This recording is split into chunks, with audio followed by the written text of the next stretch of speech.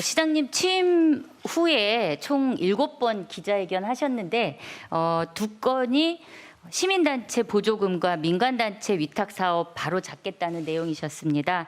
코로나19 대응 관련 기자회견도 2건 하셨는데 현재 이전 시정부가 시민단체와 협업했던 사업 정리하는 게 코로나19 대응만큼 중요하다고 보고 계시지는 않으실 텐데 그렇게 이제 비춰질까 봐 우려가 됩니다.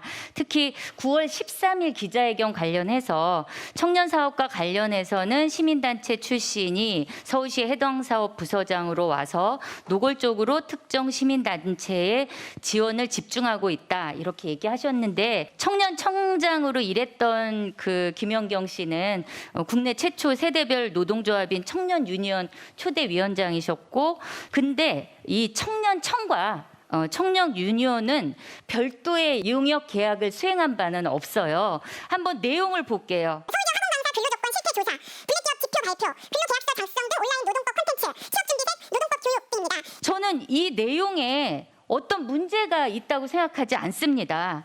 예, 하나하나를 지칭한 건 아니었습니다. 저는 오히려 누구도 대표하지 않았던 이런 청년 노동의 현실을 지적하는 이 연구들은 공익성이 높은 내용이기 때문에 정부 행정기관 입장에서도 칭찬해줘야 마땅하다고 봅니다. 사실 학교에서 이런 것들을 가르치지 않잖아요. 독일이나 이런 것처럼. 그러니까 알바로 내몰리는 우리 청소년들 근로계약서가 뭔지도 모르고 노동 착취를 당하고 있는 거고 얼마 전 여수에서 죽은 우리 학생도 마찬가지잖아요.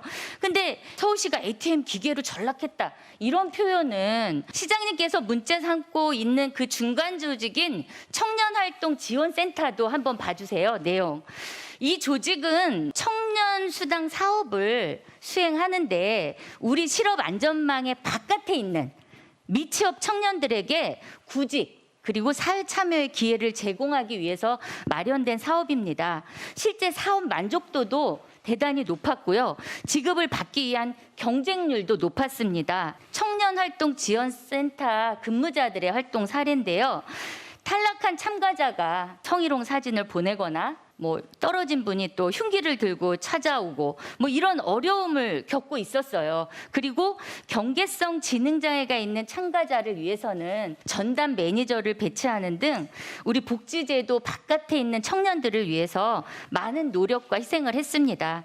근데 시장님께서 위탁사무 수행하는 기간 또 이제 80% 고용 승계를 하고 있다는 이유로 대못이라는 표현도 하셨는데 이분들한테 진짜 그 말이 대못이 됐을 것 같아요. 그리고 아시다시피 정부의 민간 위탁 노동자 보호 가이드라인은 특별한 사정이 없는 한 고용 승계하도록 되어 있지 않습니까? 저는 간접고용 노동자 보호하기 위해서 우리 사회가 지난 10년 넘게 합의하고 만들어 온 규칙이라고 생각을 합니다. 그리고 시장께서 취임사에서 2030 청년 세대가 희망을 가지는 청년 서울 만들겠다고 하셨습니다. 이 사업들 다 똑같은 공익적 일이라고 인정받은 사업인데 단지 연구 용역 건수의 문제로 배척당하거나 도려낼 그런 사업은 아니라고 봅니다. 그래서 문제가 있는 위탁 사업이 있다면 당연히 바로 잡으셔야 되겠지만 위탁 사업 참가자들의 지금까지의 공익적 활동이 왜곡되거나 명예를 훼손해서는 안 된다고 봅니다. 예, 의원님 지금 말씀해 주신 거 제가 대체적으로 그 취지를 이해했고 공감합니다.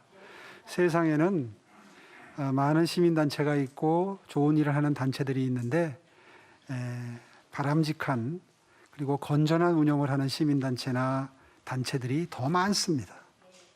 그 점을 제가 부인하는 건 아니고요. 전혀 부정이 없이 바람직하게 예산이 집행된 경우도 있겠죠. 특정 단체에 대해서 말씀하신 부분은 억울하실 수 있습니다.